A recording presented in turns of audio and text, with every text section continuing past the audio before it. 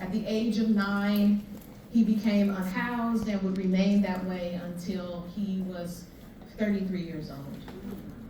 The whole time, Vincent cycled through the system of countless foster homes, group homes, juvenile hall, mental health facilities, along with the 19-year drug addiction. In 2019, after serving 4 years, 8 months, 19 days on a 7-year sentence in the California Department of Corrections, Vincent was released only to find himself unhoused again, with no resources and afraid that he would find himself battling life on the streets again. Vincent saw his community and noticed the lack of care given to public spaces and decided that he would focus on making them safer, humane spaces for everyone. His experience was one that told him that if there was any real chance for change, it would have to start with a model of individual care. So he began cleaning parks, encampments, spending hours pulling tons of trash and debris out of these areas. He would involve the unhoused in these areas, and he never left without making sure that they had the tools and equipment needed to continue sustainability efforts for themselves. And so he birthed Urban Compassion Project. Vincent's vision for starting the community-based project was to inspire the community in pitching in on our public spaces, that everyone, regardless of their age, race, sexual identity, economical class, had a safe space to be a part of community. Vincent brings with him the knowledge he learned as operations manager and benefits manager at the Oakland LGBTQ Community Center, a center that he largely accredits to his personal growth in helping him express himself through community-based work with love and compassion. He has a passion for selfless work in society and human rights. He is a champion for at-risk youth, sex workers, and a firm advocate for the rights and just treatment of people of color, as well as the unhoused. I have the pleasure of leading Vincent in another space similar to this, and he has been a part of this working dynamic of bringing opportunity for you all to give face to some of the issues that we have been talking about today. Vincent.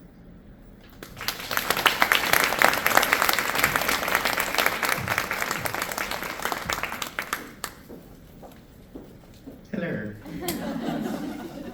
Hello, everyone. I am Vincent Ray Williams III. Don't forget the third. That's an extremely important part of all of this, because that means that there were others before me. You know, and just those other names, you know, the reputation that came with them for the longest time, I didn't feel comfortable in my skin, right? I never really liked the idea of being a Vincent, but that's another story for another time. I'm gonna get this off because I'm hot now, because everybody's looking at me.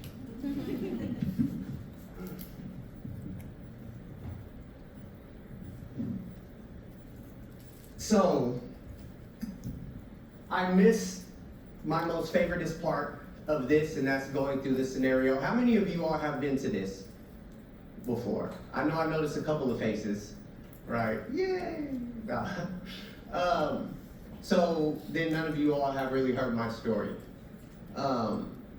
These scenarios are very important to me because they give us an opportunity to see things through a different lens that maybe we won't have a chance to. You know, and being someone who has been that patient or that client, it's extremely important to me that whenever you all go out and do what it is you're doing or continue to do whatever it is you're doing, that you're learning and that you're taking from this.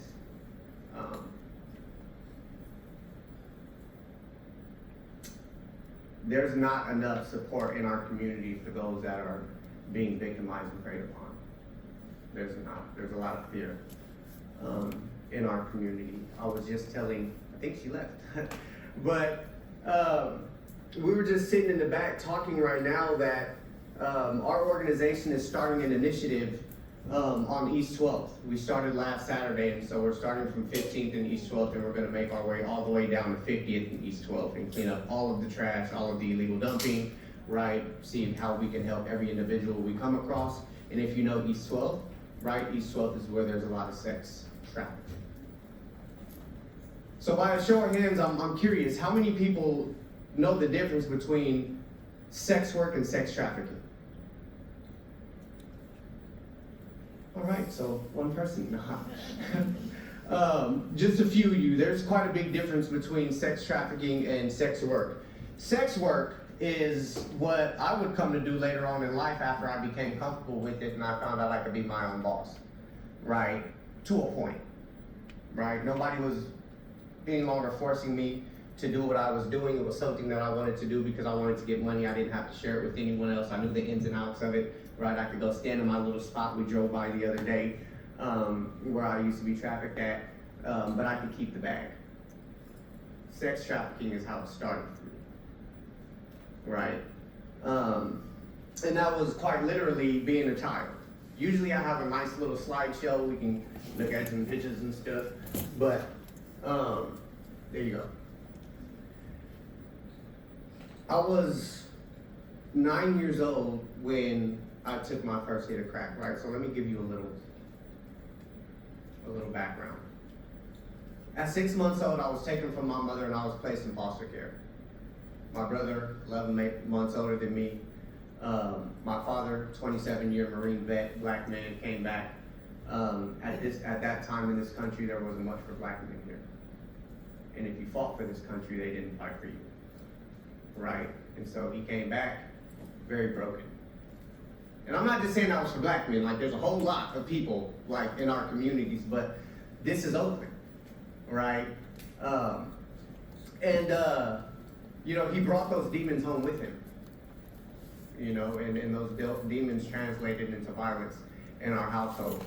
My mother, Puerto Rican, my grandfather moved her out here from Puerto Rico to make a better life for her. She got into the drug game. Both of them met running in the same circles, right, and was getting high together, you know. And for one reason or another, he beat her unconscious and left her on the lawn when I was 6 months old. And, you know, throughout my whole entire life, I didn't realize the sacrifice that my mother had made, making the call to the police and saying that I need you to help me protect my kids, right? Very important to remember this one piece. Because I've learned in life that it's far easier to blame other people, right, than to try to get a better understanding of why A, B, or C may have happened, right? Anywho, so growing up in the foster care system, what ended up happening for me was that by the early age of 5, as I can remember, I would be taken out of my bed on a daily basis and I would be taken into the garage and I would be molested and raped. You know, the first time I was offered some peanuts. I should have said trigger warning before I started, but trigger warning. While I say that, like, if anything that you hear makes you feel some type of way, please do what's necessary for you. I will not feel offended if you get up and walk out because you need a break, right? I might just do it. No, I'm not gonna do that. So, you know, from 5 years old, that would happen to me. You see my brother here in the picture, right? He's the dark one. He looks like he might be Indian or something. I don't know. I still don't know if we're real brothers, but you know, we look too much alike. So we grew up in the same foster home until I was 8 and he was 9, and every day it would be the same thing.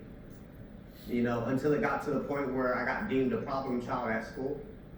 I would go to school and because I would try to tell the adults what was happening, right? And I'm laying a baseline out for y'all because what will end up happening is someone that may be 37 years old may come across.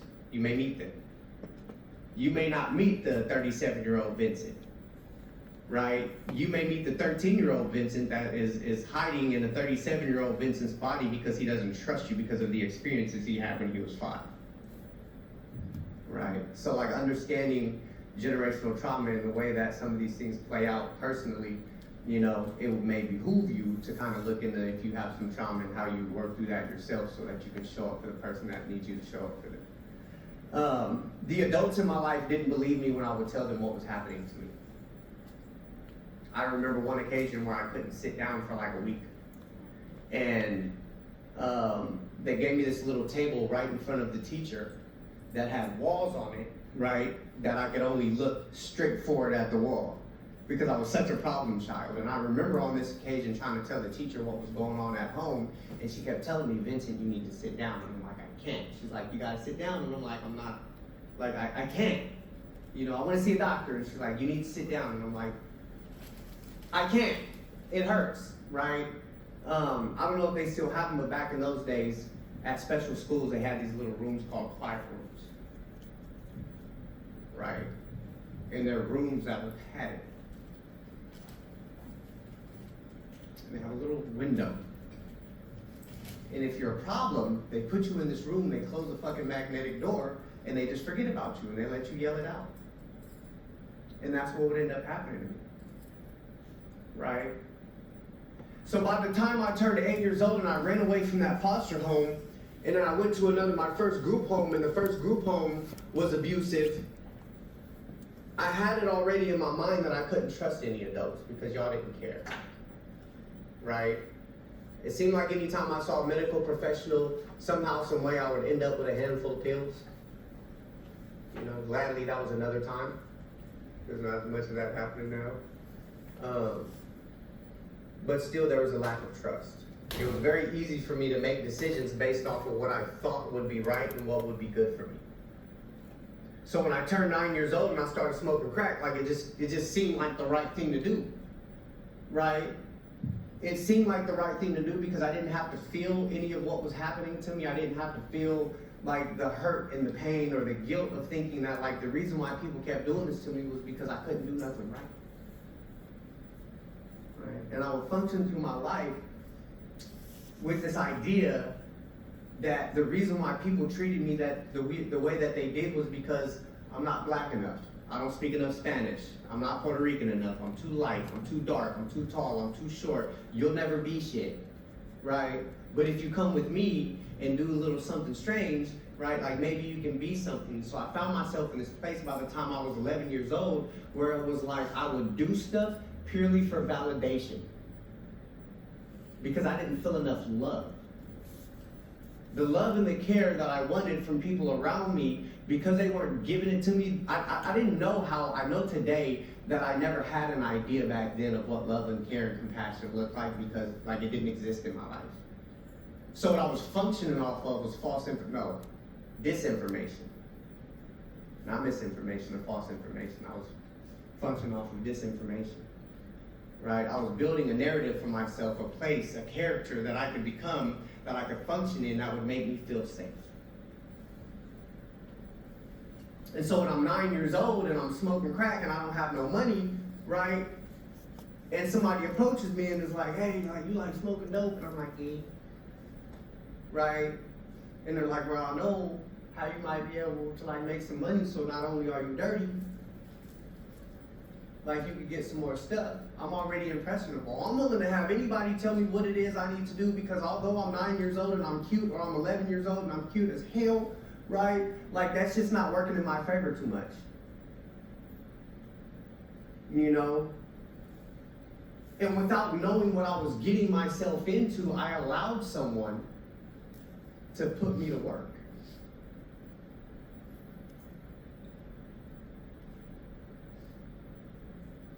Are you a student? Why are you a student? You want to learn and you want to make a difference? So you have to go to school to learn. No? Why are you going to school then? I want to be a nurse. To learn how to be a nurse. Okay. That's what I was getting at. Right? So some things seem like they come natural to us in our lives, right? But some things we just don't know, right? Like I'm a firm believer in my life today that if you don't have a certain experience in an area that I'm looking for help or guidance in, just don't fucking bother, right?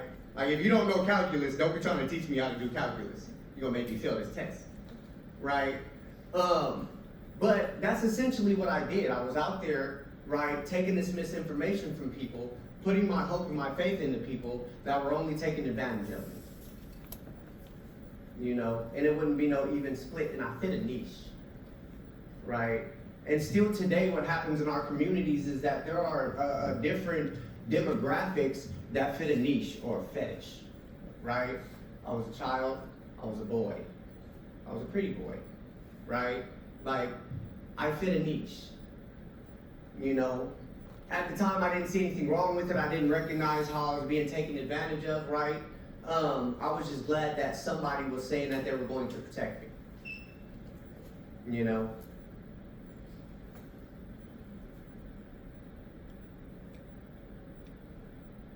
It's interesting to stand up here and talk about this, and I didn't put anything together as to what I was going to talk about when I came here today, right? And I'm getting a little emotional right now because right now what we're dealing with as a society is like a bunch of hurt and pain and fucking trauma and people that are being overlooked. Where these young women are, right, being trafficked, people are speeding through while they're standing in the fucking street, almost hitting them. People's daughters and sisters and nieces and cousins are out here. I have friends that are still out there that are still brainwashed that like they're making the right decision, but also know like if you fucking disappear, I'll fuck you up is what they're being told. If anything happens or a trick beats you up and you go to the hospital, you don't say shit. Like these are things that we are taught. It's beaten to us, right? So that we understand that the only way that we can ever get protection from what's happening to us is the person that's actually perpetrating it. Obviously today I know it's all bullshit, right? And so I'm very emotional because what we're doing is we're moving into this time where like organizationally we're promoting what we're doing on East 12, but there is so much more going on out there than just the trash that people see. There are lives, right? I have to take into consideration with every corner that we clean up, how is that going to reflect on the girl that's out there, right? Because the only reason she can be out there right now is because it's so decrepit that like people just fucking speed through and nobody really cares. But if it's clean and beautiful, people are gonna start to take notice that like there's this half-naked 16-year-old out here. How does that put her at risk? It makes me very emotional because sometimes I have to make decisions today, right, as to like what's best for the collective. And to make those decisions, I have to talk to the collective because I'm not the collective. Me and our co-founder, we go out, we have conversations with people, right? She was with me in the car the other day, and I drove by one girl. I've been working with her since she was 16. She's 19 now, right? I got her housing about a year and a half back, and she just disappeared, and I understand. I know how it goes. They probably flew her to Vegas or drove her somewhere, right? You know, and I seen her, and I was like, yo! And she was like, hey! And I was like, bruh, call me. Like, call me. But the fear that you could see in her eyes, right? It's just... So coming from this, like I said, it was very difficult for me to start to trust anybody or to believe that I can trust anybody. And so for years, what I would do is one part of my life, like I would be, you know, I was being sex trafficked, and then another part of my life, right? Like the dude got locked up. I learned from being in prison, like they don't play. They don't play in prison. Right? They don't play about sex offenders. You go into prison, you a sex offender, right? They got something for you, running, right? I've been guilty of the extortion schemes to sex offenders in prison because I've been prey, right? So like when I went to prison and somebody who had been identified as a sex offender, I was like, I'm gonna need all of that, whatever you get for canteen, right? So being at the point where I'm at in my life where I realize that we have a part of the population that are sick in the way that this is how they see funding opportunities for themselves. We have a part of the population that are vulnerable. I got to think about this having a daughter at home who's 23, gorgeous, right? I got to think about like how social media and all these other things may factor in to like the experiences that she's having, right? But like, how do I let her have her experiences without being too overbearing or putting what happened to me on her? And it's something that I've talked to my fiance about a lot because she's not really good at it, while I'm like, just let her have her experience. She's like, no, you don't understand. And I'm like, well, I think I understand, you know?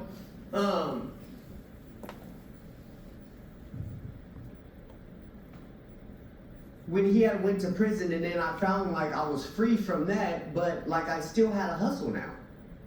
And I can make the determination after what I was gonna do, how I was gonna do it, right? And still, 14, 15, 16 years old, people would take me in their vans, right? I think the longest I was ever held against my will was 6 days in a van by somebody.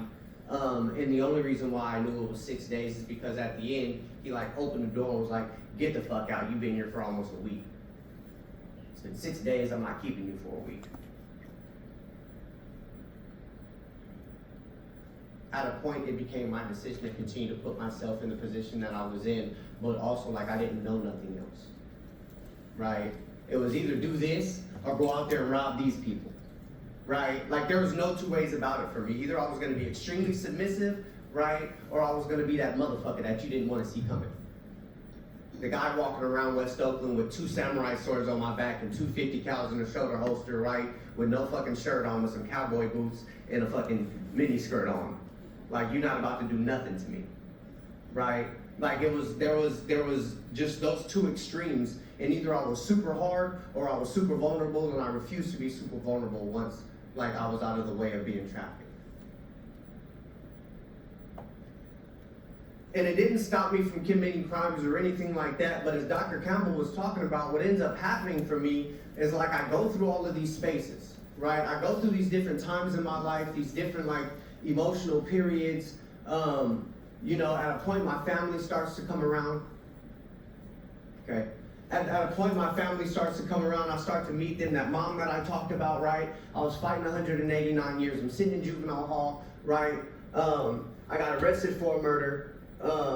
And what ended up happening was that like my mom showed up and I'm facing all this time in prison, and I'm like, who the fuck are you? I don't even want to talk to you. Like, I don't even want you here. You know? It was easy for me to exclude her from my life because she had never been there. It was easier for me to do that than to sit and listen. And you know what? Like, what ended up happening was, like, I played this guilt trip on her while I was in juvenile hall, and I'm 15 years old. I think I got the picture here somewhere. Let me see. I look even cuter in this picture. There you go. Yeah, look at that guy. Oh, yeah. I don't know what was wrong with my eye. I haven't smoked crack for a little long. I don't know. But she would come and visit me, right? And I would allow her to come and visit me because they had a vending machine and I just wanted them snacks. And I knew I could play a guilt trip on her and have her smuggle me shit in. You know? So like, hey, I'm about to go do 17 life sentences. I need you to bring me some cigarettes. And she'd be like, as long as you let me come and see you. Right? Now today, me and my mom have a relationship. It is not the best relationship. I'll be the first one to say she is extremely toxic, but I love her. She is the only mother I have. She's the only mother I will ever have. Right? And what happened for me was getting to a place where I could forgive her for what I had blamed her for. Because I blamed her for everything. You're the reason they touched me. You're the reason she beat me because I put my shoe on the wrong foot when I was 5. Right? You're the reason this, you're the reason that. And I never really knew like how much of a sacrifice this woman made and what she had to sit with her whole life while we were going through whatever we were going through. But it was the forgiveness for me, right? That really kind of helped me get out of my own way, that made it possible to even consider making a different decision as to what I wanted to do with my life. Now that being said, there's another piece to this I want to talk about. That's 10, right? Oh, okay. When I was 13, I got set down. I was at a group home for boys. It was a Catholic boys' home. And I got set down by one of the social workers that lived there. You know, we knew at this group home, like when this social worker came in with her big ass lab, something was wrong, right? Like that was her comfort dog. You know, she never brought it anywhere unless she was telling somebody some bad information or some bad news. Bad information. And she set me down, right? The dog like laid on my lap, and she was like, "Hey, just wanted to let you know," she hands me an obituary. She said, "Your father died," you know, and I was like, "I don't care, whatever." you know, I see this dude and he got a beret on, a little Black Panther thing on his leather jacket, right? Because he was a Panther. And, you know, I didn't care though. I didn't care. I didn't care that I looked like this dude. I didn't care that there was any relation. And she said, well, you know, we thought that you should know that, you know, those pills that you take every day aren't psychotropic medication, they're antiretrovirals. There was a time in my life when after I found out that I was born HIV positive and I had to go to the doctor and they couldn't get him to lie to me anymore, where I was extremely uncomfortable to sit down and talk to different providers about what was going on with me. Right? There was times in my life where I picked up STIs along the way doing this because I would have to sleep with people against my own will, or even if somebody raped me, like they would give me something and I would be uncomfortable going to the provider and talking to the provider about what had happened. And I was uncomfortable because I still didn't trust people in the medical field. I didn't trust that you weren't going to report me. Right? I didn't trust that you wouldn't be like the Catholic hospital that I went to that was like, you need to go to Mass. And I had a lot of issues with providers. At the Oakland LGBTQ Center some time back, what we did was we created a Black-ran, Black-operated, the first sexual health clinic of its kind in the Bay Area, right, for people of color. That was extremely important to me to be part of. I both built it with my hands and my mind. It was the first time in my life that I ever learned that I had the capacity to do something fucking great. This Black man saw my potential and he was like, here's these keys, here's this credit card, here's my vision, this is, and I'm like, I don't know how to do none of this. I need you to write up some policies and procedures and get an OSHA handbook together and an MDS and all of this, and I'm like, yeah. Right. He helped bring out of me the promise that I didn't see in myself. A trust that I never had in myself. A faith that I never had in myself, because a love and a compassion that I never had for myself, because it was always based off of what I could get from you. Right? And if you looked at me wrong, then I was a piece of shit and my whole day was shit. And in that, what I was able to do is I was able to work with different providers from places like Lifelong and other places, right? You know, Dr. Campbell brought me and asked me to speak before. Like, I love this. I love coming here and speaking to y'all, not just because some of y'all volunteer when I'm done and y'all come out to clean ups and help us out or whatever, right? But because for me, what it means is that that girl that we are going to, that's gonna be like, hey, like I need some help, I'm not feeling good. Instead of just giving her a pack of pads and sending her on her way, right? We could be like, yo, like you can go over here, right? You want somebody that's gonna listen, somebody that's gonna, you know, you wanna get the kind of care that you need, going over here. It's gonna be more meaningful for people in our communities who are having different experiences that are very, you know, not trusting. You know, and it's a piece I was telling, I got like a minute or something, right, and I'll wrap it up, but it means a lot to me to go out and clean up trash. We went to LA recently, I cleaned up 20 tons of trash by myself. I've never been so fit, right? Helped out with the LA fires and everything. I love getting people into housing. I love linking people with mental health and substance use program, and I love everything that we do. But I absolutely admire, and this isn't a slight to anybody, but I absolutely admire the endurance and the courage and the resilience of our Black community and our Latino community. But I acknowledge that there is not enough of us, right, that are willing to shut the fuck up and listen and let people have their experience. And I don't get a lot of opportunities like to speak for those that can't speak for themselves, that are right down the street in somebody's hotel right now wishing that somebody was there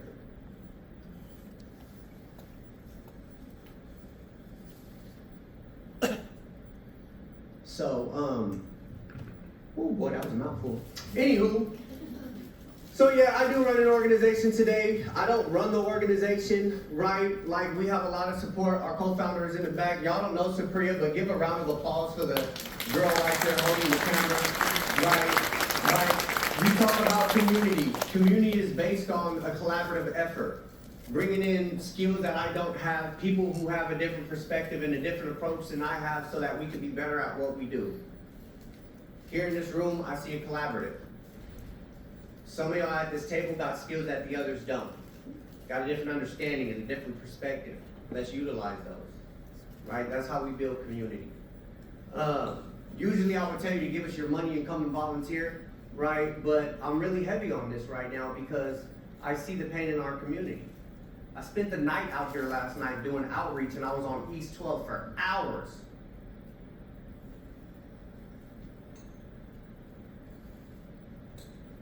Take what you learn here, ask more questions. The only stupid question is the one that you don't ask, right? Get clarity. If you don't understand something that you're doing and you get into that field and you're in that room, step out and talk to somebody who may have, more experience. I've heard Dr. Campbell say many times, hey, if you have any questions, let me know. There are a lot of people that would like to help you collectively be successful. For myself, all I'll leave you with is thank you for deciding to get into the field that you're in and sitting in this room right now, because there are so many people that are not sitting in this room, which to me lets me know that they ain't being part of the solution. Take it how you want. Thank you.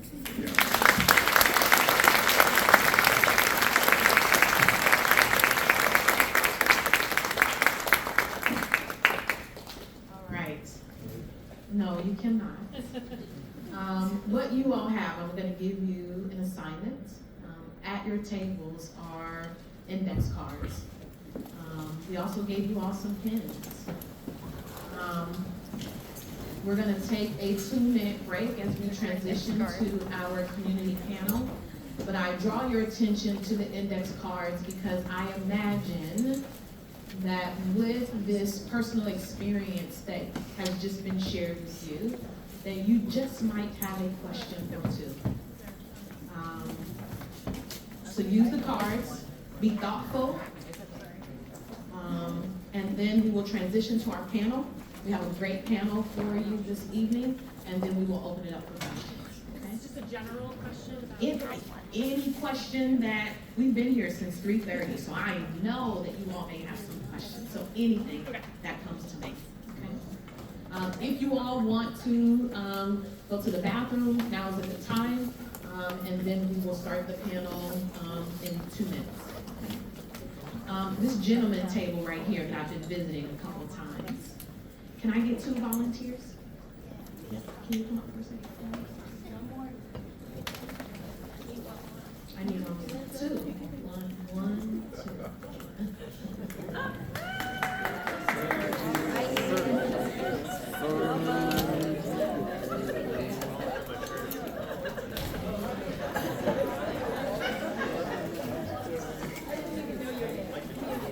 Hey, thank you.